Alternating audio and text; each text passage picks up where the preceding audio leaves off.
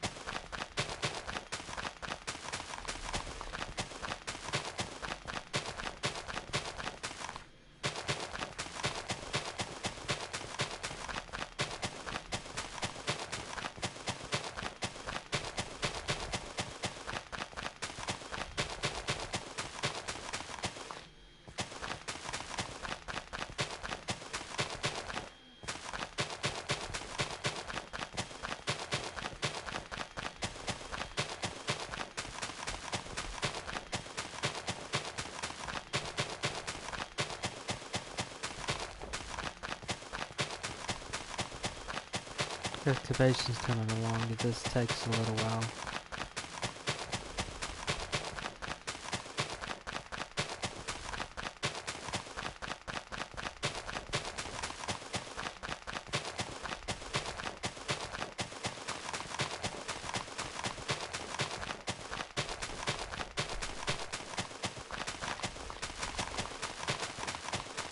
That is and can be one of the banes of the larger builds.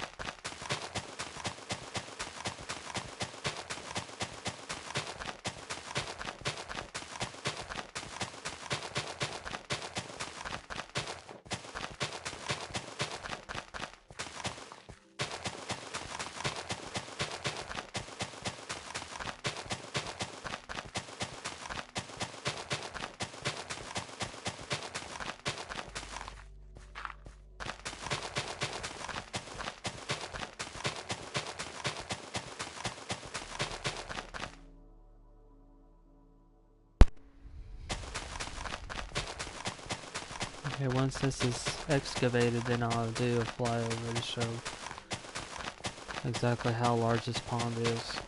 It doesn't have the deeper parts of it yet. I'll do that once I've got the ponds roughly carved out.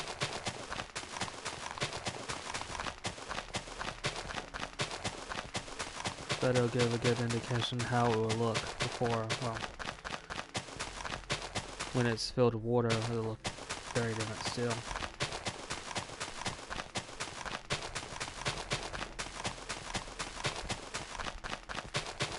But basically how it'll look.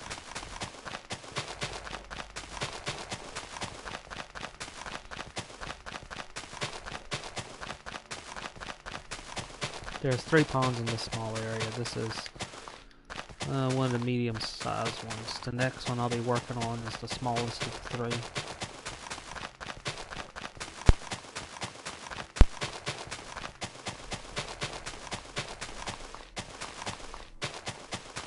3. And it looks like from the Project Zomboid map that there might have been some plans for this area too, since there's a road that leads part of the way to these ponds.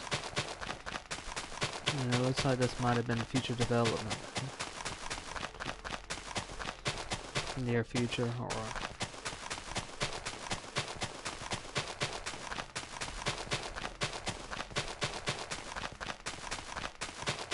okay, there we go. Okay, so this is the medium size of the 3 ponds.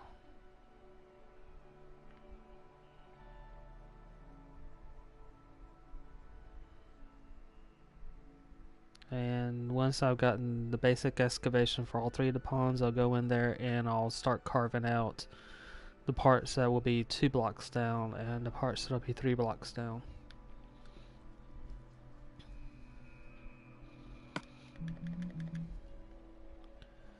Before I can work on the next pond, I need to do the dirt areas that are right next to the pond.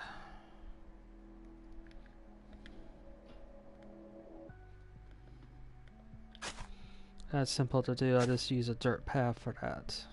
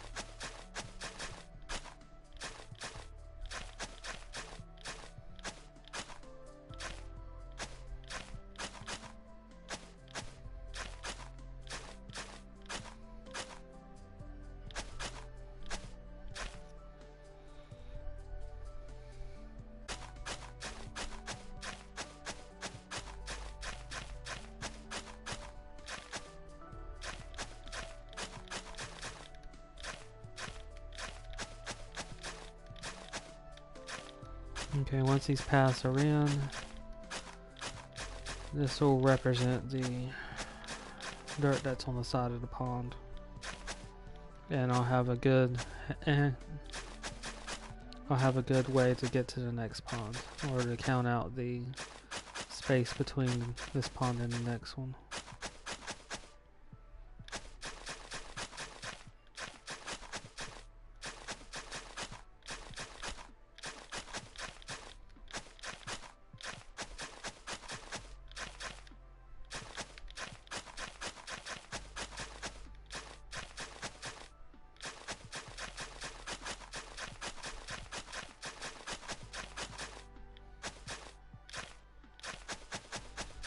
The good thing about these dirt paths is that you can jump on them, and it's not like the areas that are fertilized, not really fertilized, but that you plan on. It doesn't break like those areas and turn into dirt. So you can just jump on it, it doesn't really matter. It's going to stay a dirt path. And not only that, but this dirt path isn't going to revert back to a regular dirt block and thus change into a grass block over time.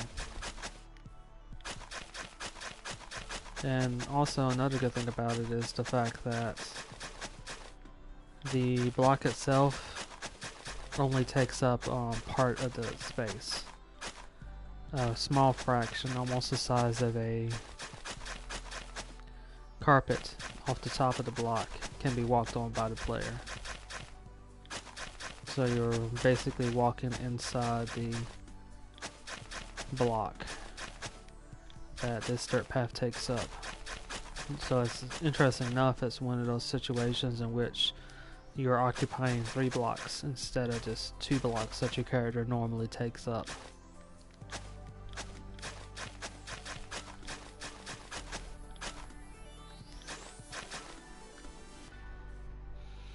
Okay, now to use this to get to the next pond.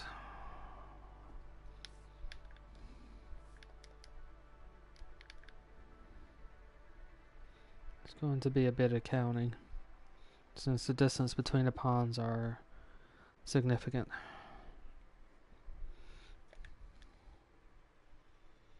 1, 2, 3, 4. 2, 3, 4. 1, 2, 1, 2.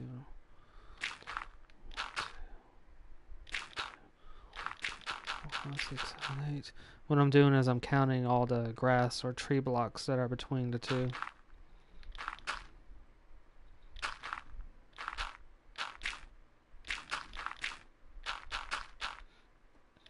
I'll place a link to the map that I'm using. I'm using the online map rather than the game, since it's easier to use the online map rather than running 2 games at the same time. 2, 3, 4, 5, 6, 7, 8, 9, 10, 11, 12.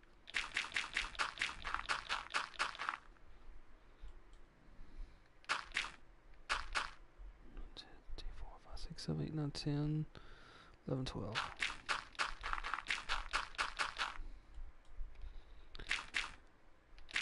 And what I'm doing is I'm translating 1 block of Project Zomboid into a 4x4 block in Minecraft.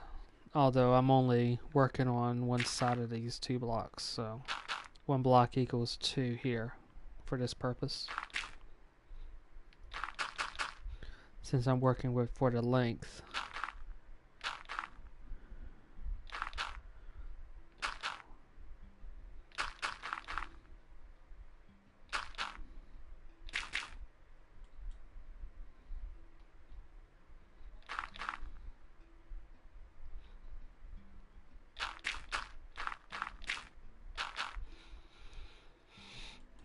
Okay, so I figured out where the pond is, roughly.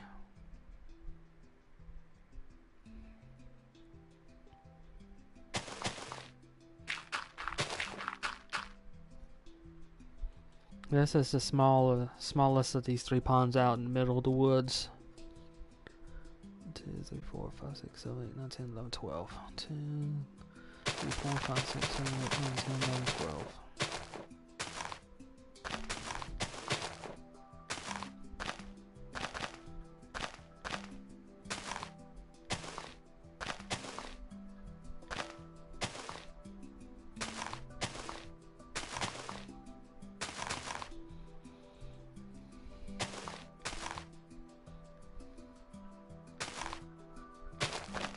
So I'm going to start off doing is cutting out the perimeter of it and then taking out the entirety of the what's in between the 2. 2, 3, 4, 5, 6.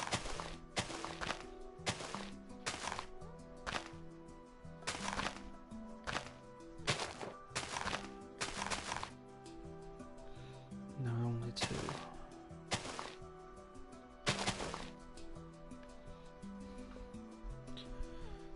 1, 2, 3, 4, 5, 6, 7, 8, 9, 10, 11, 12, 13, 14.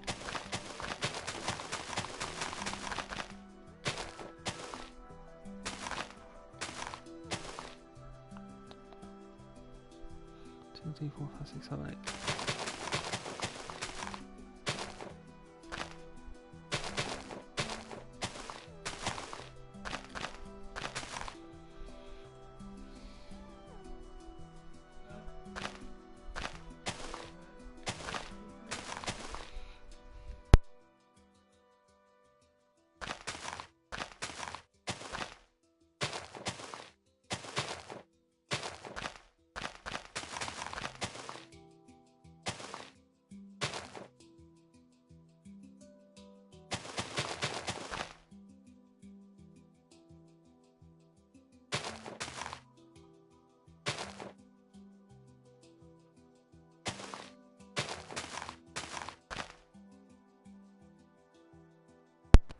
Okay, so 1, 2, 3, 4, 5, 6, 7, 8, 9, 10, 11, 12, 13, 14, 15, 16, 17, 18, 19, 20, 21, 22. 5, 6, 7, 8, 9, 10, 11, 12, 13, 14, 15, 16, 17, 18, 19, 20, 21, 22. Just for this free building, some of this counting is not quite necessary. 2, 3, 4, 5, 6, but I'm trying to get the measurements as close as I can. That's unavoidable. 3, 4, 5, 6, 7, 8.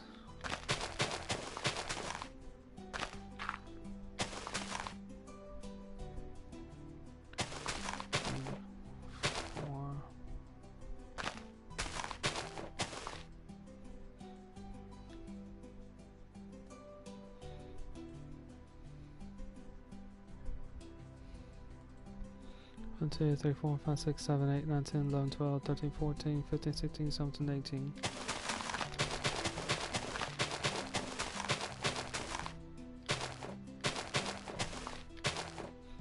Close enough. Although I think it might not be too much. No, it's not too bad.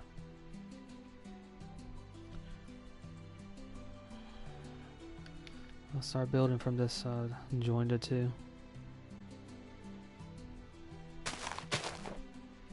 Just in case I messed up.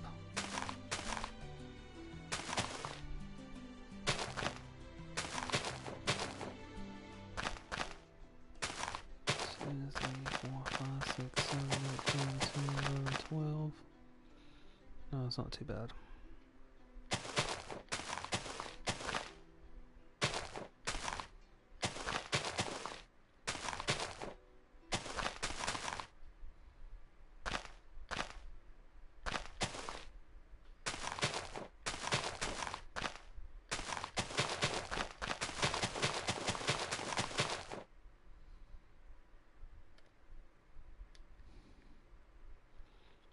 So that means I'm going to add a little bit more on this side, about right here.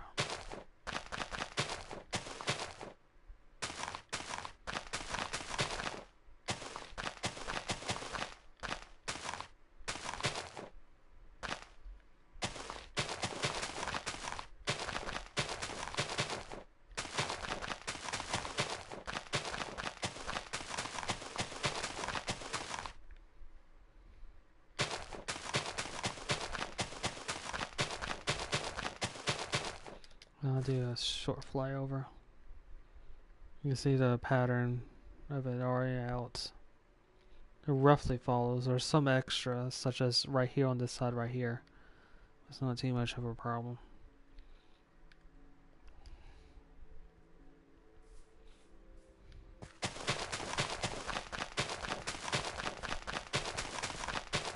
It doesn't violate how the pond looks too much. Sadly, the next part is to excavate this large area.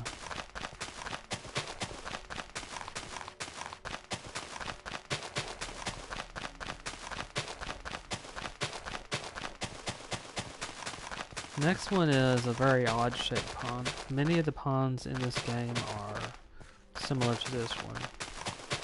Their size may vary, but they keep a very basic shape to them. This other one is a different story.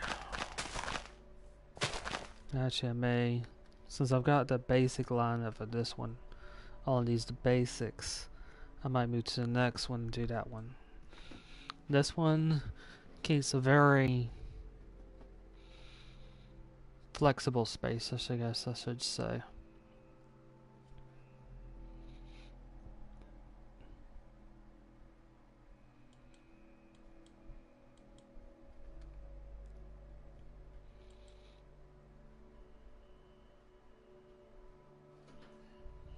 Okay, I need to start from here. And again, there's going to be quite a bit of counting, since there's a good distance between the two.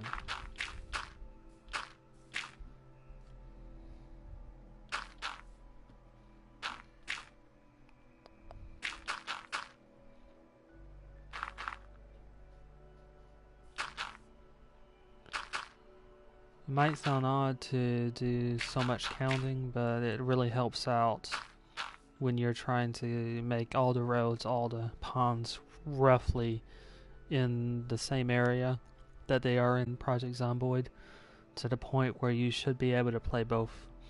You should be able to use this as a reference for Project Zomboid, and you can for the most part. Many of the places are off by a little bit, but it usually are only off by 1 to 2 blocks.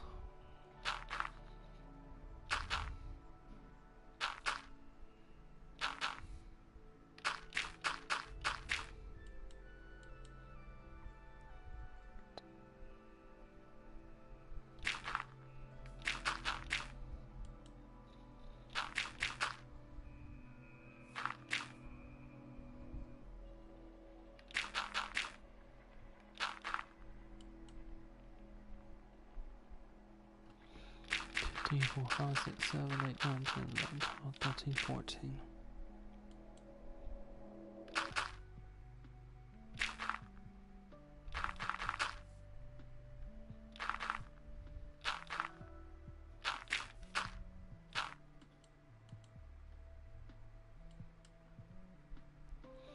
Four, 5, 6, 7, 8. 1, 2, 3, 4, 5, 6, 7, 8.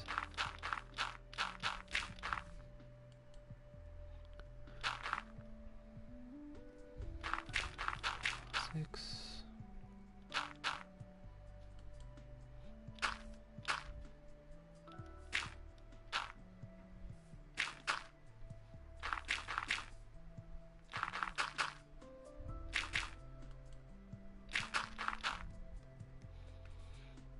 Okay, this will make it a little bit more complicated, but it's not too bad. 2, 3, 4, 5, 6.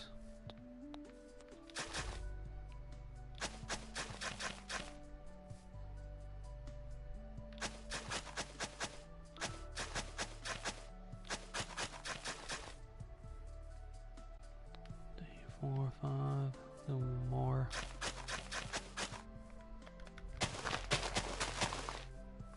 There we go. So this is the next one.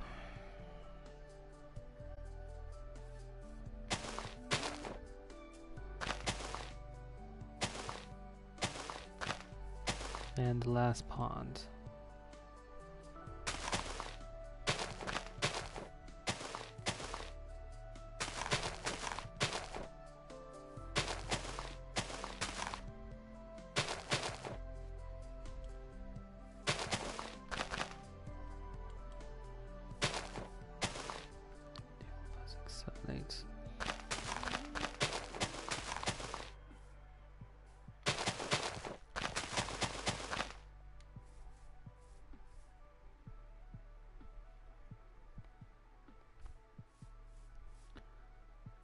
Two, 3, 4, 5, 6, 7, 8, 9, 10.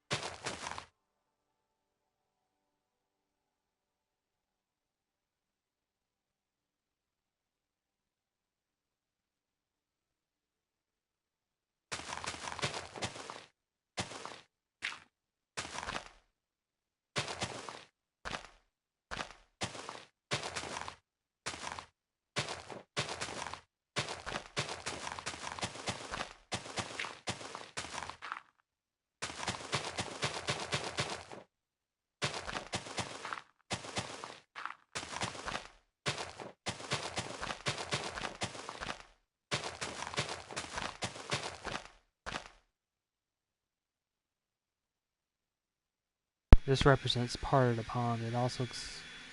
Did I go the wrong way? Oh no, hold on. This was just a line I had placed in later. Or earlier.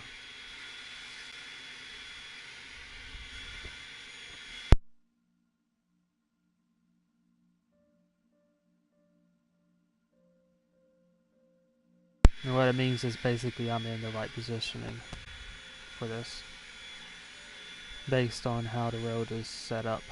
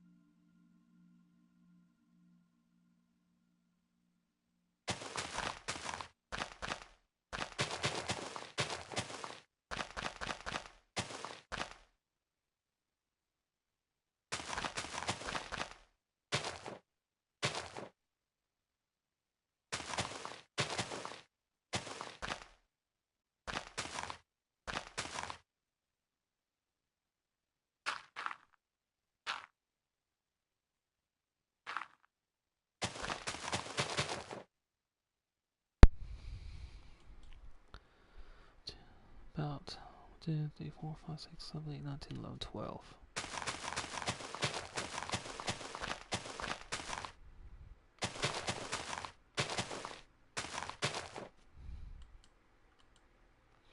Three, 4, 5, 6, 7, 8, 9, 10, 11, 12, 13, 14, 15, 16.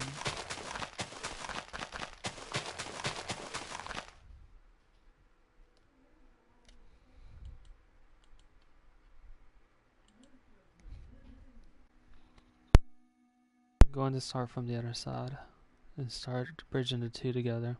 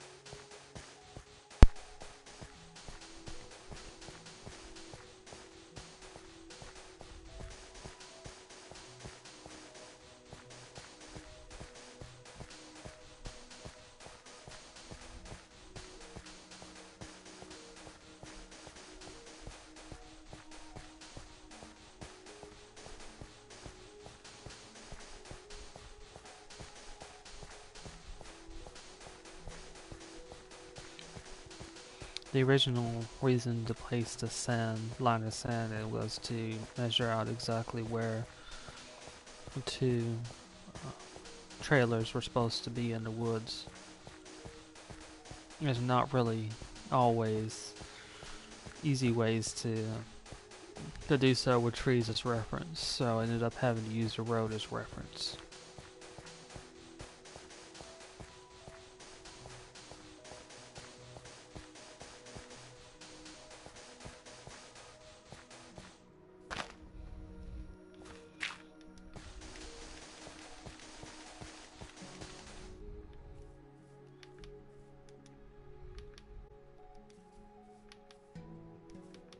And this one also benefited this because it told me exactly where certain parts of this pond should be.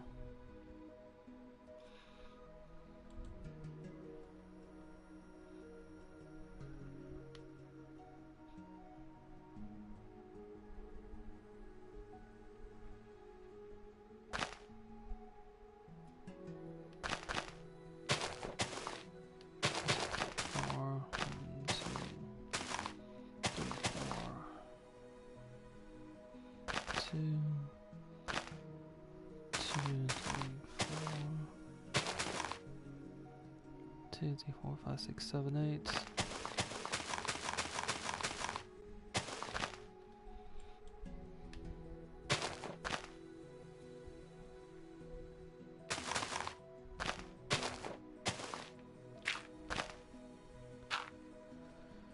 One, 2, 3, 4, 5, 6, 7, 8, 9, 10, 11, 12, 13, 14. One good thing about this too is it also shows exactly how to balance everything out by knowing when to put in these angles and when not to. It helps with the free build for a little bit. 2, 3, 4, 5, 6, 7, 8.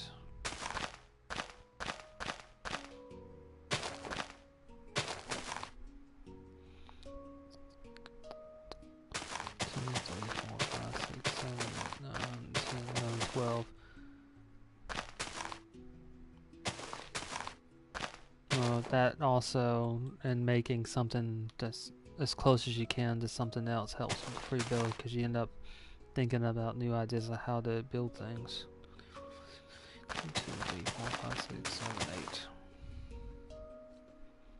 8. 1, 2, 3, 4, 5, 6, 7, 8, 9, 10, 11, 12. 1, 2, 3, 4, 5, 6, 7, 8, 9, 10, 11, 12. And usually those are from trying to make everything fit.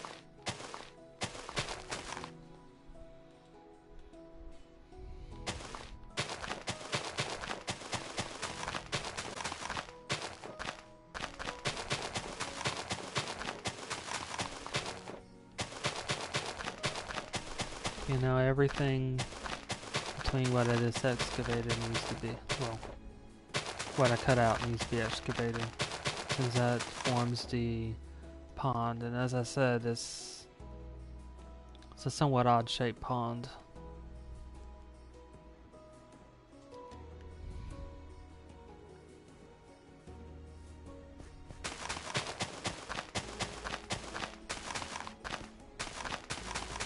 In the game Project Zomboid, this could be a good place to actually build a settlement if you're going from scratch, as opposed to using some of the houses. And the reason why you might build here as opposed to some of the houses is how you set up the game. There are many ways you can set up how the zombies are distributed throughout the game. One of those is that most of the zombies are urban based, and this area right here is well outside town. And there are a couple of ponds nearby that can be used as well. So it makes it easier to set up in this area, especially if you were to set up in the area between the ponds and use the ponds as natural barriers for zombies, since the zombies won't go into the water as of yet. That may change in the future build of Project Zomboid, but as far as I've seen now, they don't go into the water.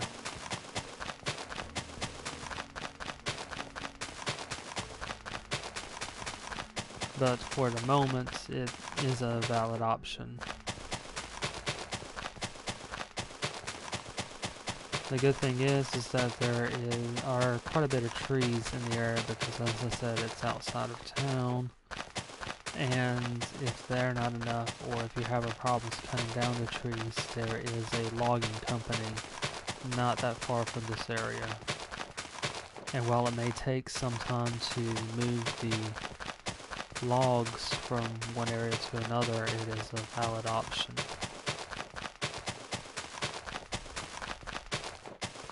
It becomes a bit easier if you do this in a multiplayer world,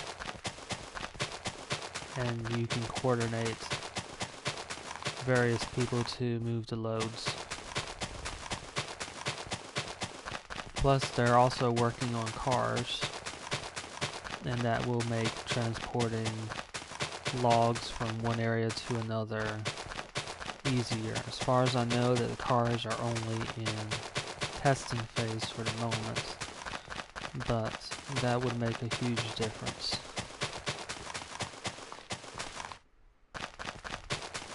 That, plus I also don't know how well they'll handle certain loads.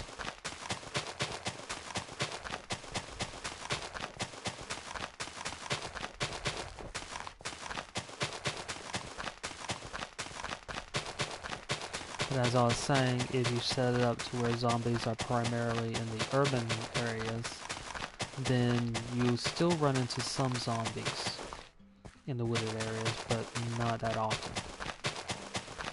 However, this is nullified if you create a world in which you set up the zombies to pretty much be evenly distributed. And what that means is you can run into a certain amount of zombies anywhere on the map, doesn't matter where they are.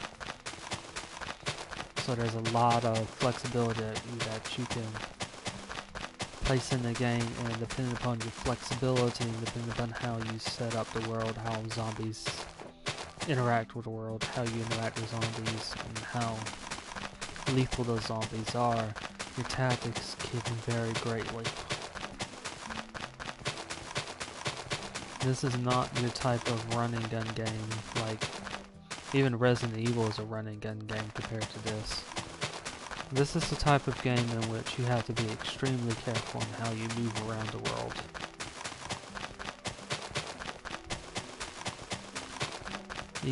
There are guns in this game, for example, but there's not any suppressors that I know of unless you use a mod. And suppressors don't really make everything whisper quiet. It lowers the decimal so you don't damage your ears. Regardless, when you shoot a gun in this game, it will make a lot of noise and therefore bring the zombies to you, so you have to balance when to fight and when not to fight. And also, depending upon how,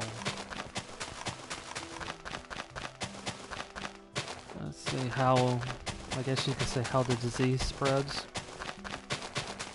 combat is even more dangerous, because every single melee attempt is a chance for a zombie to infect you.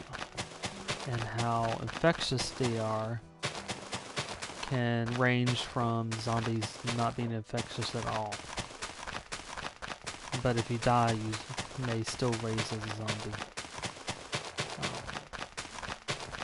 I guess you could say that's closer to Resident Evil, because usually by the time your characters are involved in Resident Evil, the infection is not as infectious.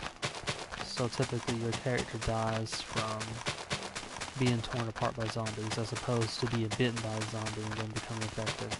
Usually the ones who become infected in the Resident Evil game are those who are infected early on. And then the infection burns itself out, basically. That doesn't mean that people don't stop becoming zombies. It just means that those people who had already become zombies are pretty much it.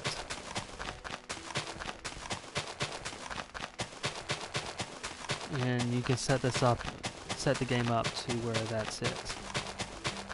There are other forms. This goes to Night of the Living Dead. That's one where the infection continues on, and to a degree, also Dead Islands. What this means is that any bite that happens is infectious. It doesn't really matter what it is, or any saliva, or in some cases any blood. It's also infectious as well. So in other words, if you get cut and you get zombie blood on you, you're infected. If they drool on you and it gets into your eye, or any pore in your skin, or any cut, you're infected. And you can make it that infectious as well. So in other words, you have to be extremely careful in this game.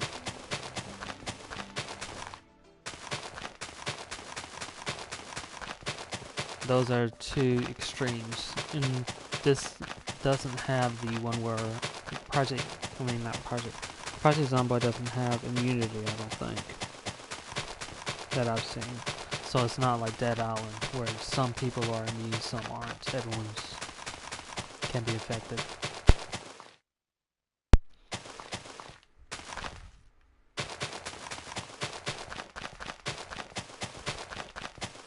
So depending upon the infection levels, you could end up in a game in which a fight with one zombie can lead to your infection and you'll die within a certain amount of time. You also determine how long the infection runs its course as well. It could be minutes or it could be hours before the infection runs its course and your character turns into a zombie. How the game handles that from that point when your character dies, either by being torn apart by zombies or by being infected by a zombie, is that you end up creating a new character.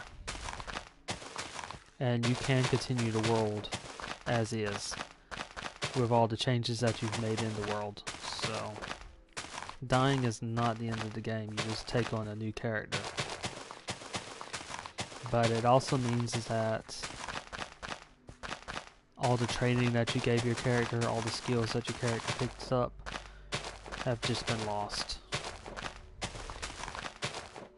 Since it does still function like a role-playing game, in this case more like Skyrim, where if you want to become better with using a baseball bat or any blunt weapons or guns in the game, you have to use that specific skill.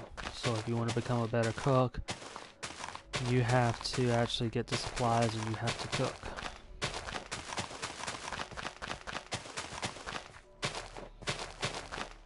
You can't build up experience points and use it for a skill that you haven't used, which can happen in certain games such as Dungeons and Dragons. For example, in Dungeons and Dragons, you can, depending upon the GM, if it's a good GM, they won't allow it, but you could max out, or you could become an expert lock picker and never actually pick any locks.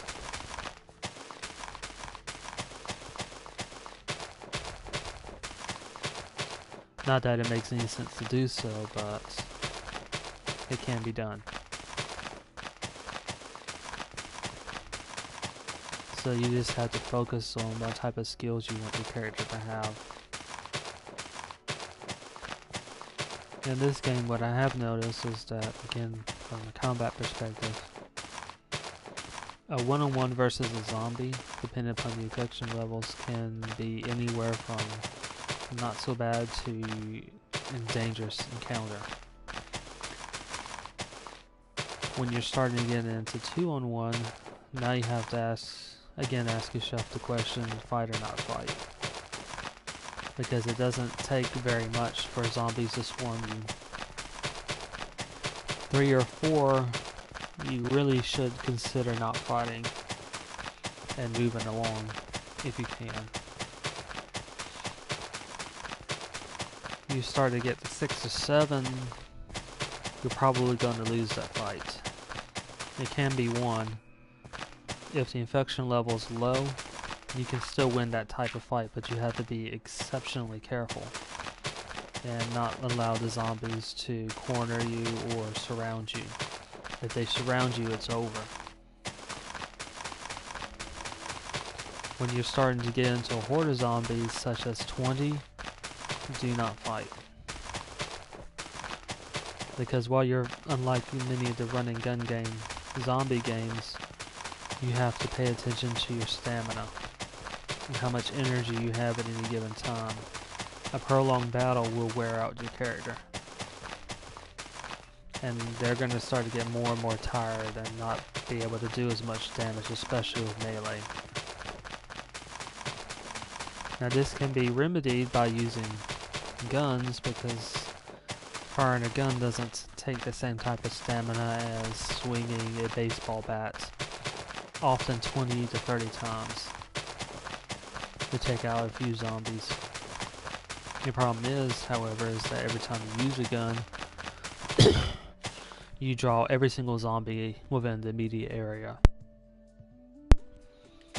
So while a shotgun can take out more than one zombie at a time, you can quickly get into a situation in which you now have a horde of 50 or more zombies coming at you in a huge wall. So in that situation, if you don't have enough ammunition with you, and you will quickly run out of ammunition, it can be over very quickly. However, with that in mind, there are many tactics that you can use with handguns or shotguns that are beneficial. One such tactic, and this is very useful in multiplayer, is to use guns or alarms to draw zombies away from your location. And alarms you have to pay attention to because depending upon how you set up the game, many of the houses can be locked. And once you open a door, that could trigger an alarm in the house. And that will definitely, again, pull zombies to that area. But the good thing is that if you intended to go into another house and you set off an alarm in a house quite a ways away, or at least a decent distance away, all the zombies will go to that house where the alarm is, leaving you able to explore. Since, as again, the zombies will be occupied by the sound. And this also is a factor of how you set up games and set up the zombies. Because depending upon how you set up, they have different abilities to hear. You can make a zombie that's almost blind, but has exceptional hearing. Or you can make one that's almost blind, almost deaf. And they just wander around at random. All this depends upon what type of game you want to set up.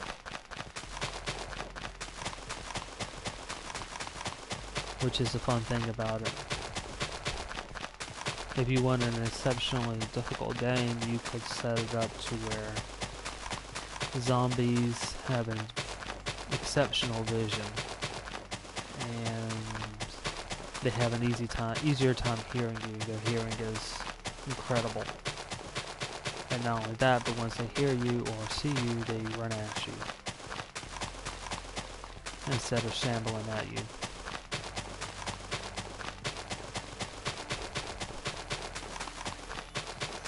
So this depends on what type of difficulty you want in the game.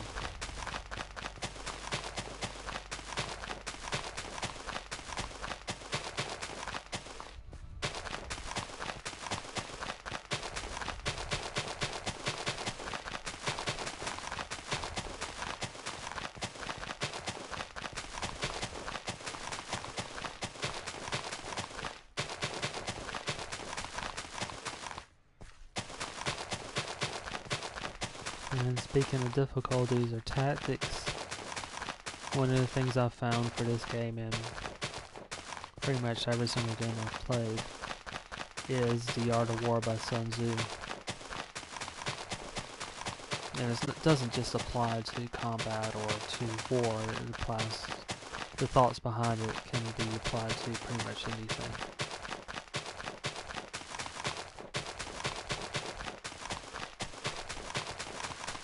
But one of the things you really need to realize that in this game, in every single game, AI have a certain pattern to them. And you can predict their behavior, usually, by just knowing how AI behave in general and paying attention to how each individual programmer sets up the AI. What they'll do in any given situation, and they won't deviate from those actions unless they are specifically programmed to do so. And that observation will tell you how they'll behave in any given situation. The zombies in this one, what they're looking for is simply to detect you and then go after you. So this is not as complicated as, say, the Phantom Pain, in which the Phantom Pain AI behave differently because their objectives are different. In the Phantom Pain, you can be expected to be flanked, or they'll use grenades against you. Zombies don't have those. So their behavior is very, very specific. They have several modes which they operate on. One is I guess you could call an unaware mode.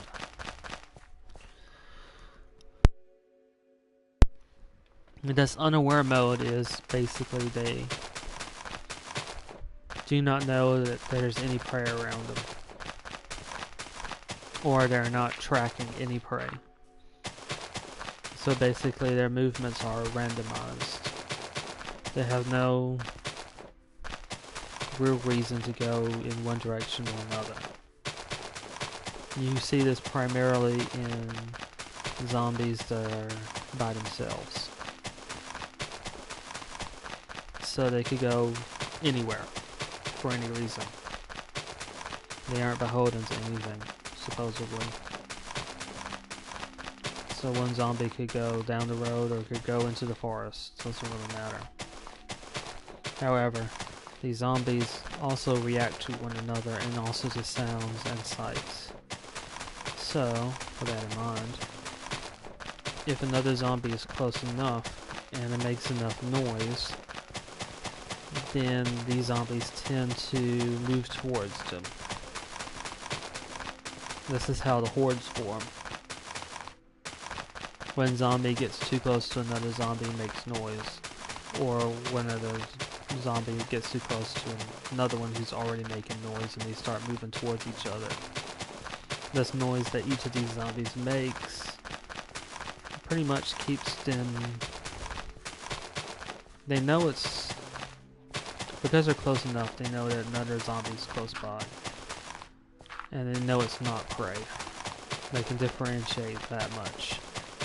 So this is why zombies don't attack one another.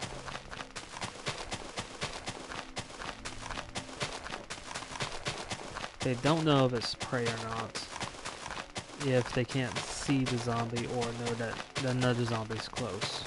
So that's why they go off to investigate noises.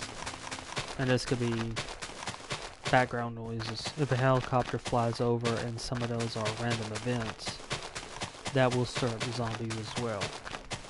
And they'll start moving around in certain patterns based on where these noises are. This also applies if you were to take an alarm clock in the game and to set it off set it at a certain time, say go off after a minute, and then leave the alarm clock on the ground. Once it goes off, the zombies will hear it and move towards us. Now with sight, it's a little bit different there. Since sight is only triggered if they see something that is prey to them, basically your character. Now from what I have observed in the game, the sight doesn't really trigger if there's another zombie nearby. In other words, if there are two zombies and they can see each other, they don't necessarily join up with each other.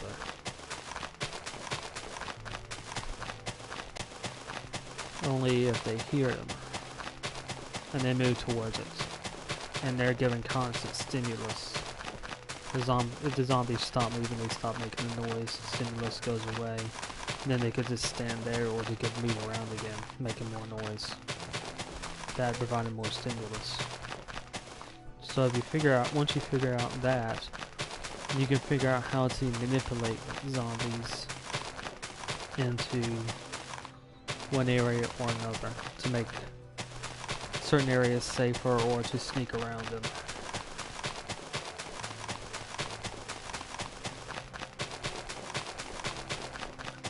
So with that in mind, this lets you know when you can run and when you cannot run. Because in some cases in which if the zombies are set up to where they have very good hearing, even if you set up a distraction, if they hear something running, they'll still go after you. In other words, they hear an alarm, and there's just enough intelligence in the zombies to know that's maybe prey, but it's probably not. So if they hear you running and the alarm, there's a good chance that they are going to ignore the alarm and go after the sound of footsteps.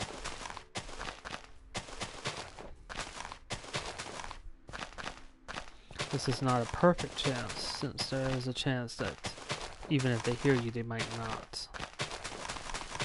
But this is just simply from observations.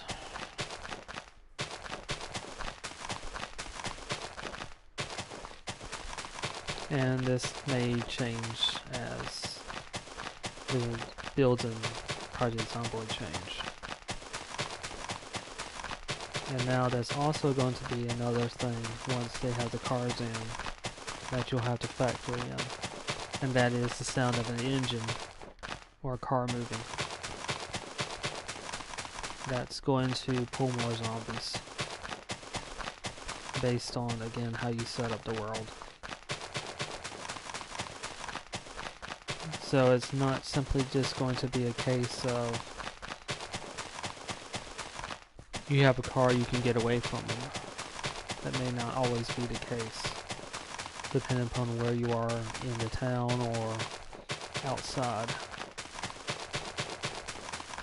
And if you're playing multiplayer, you could end up in a situation where you put someone in jeopardy by driving through an area, stirring up zombies and causing that player to be found, or zombies to become alerted to them while they're stirred up. So there's a lot of factors you have to consider. However, that said, that's one good way that you can search a certain area. One person in the car acting as a lure would probably be a better lure than, say, one person with a shotgun firing every now and then, say 3 shots, to pull the zombies in the entire area to where they are, and then pulling them away from areas that need to be explored.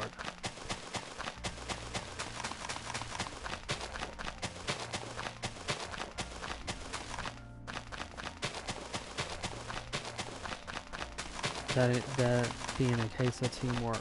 You could do this by yourself as well if you're playing a solo game.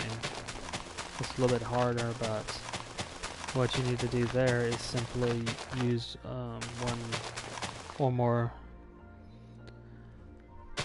guns or loud noises. Doesn't really have to matter. You can even carry a alarm clock around. Just pull them and go through a building, for example. Drop off the clock, exit on the other side of the building, and then do a circle around.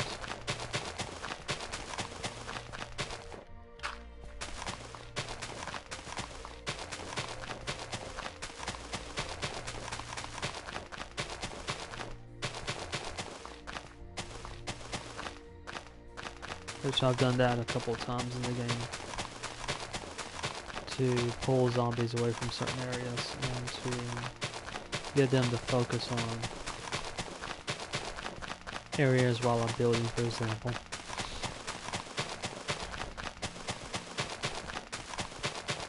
Or focus away from areas that I'm building or working on. Even to focus them and get them into certain kill zones. To funnel them down narrow hallways, making them a little bit easier to fight. However, that said, sometimes they can actually move through you even if they're funneled into certain areas.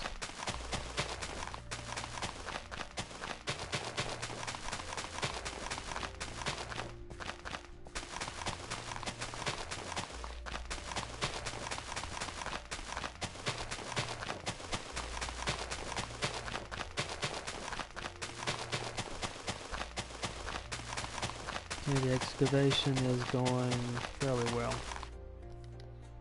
Let's see how much I need. This is a large area of excavation that needs to be done.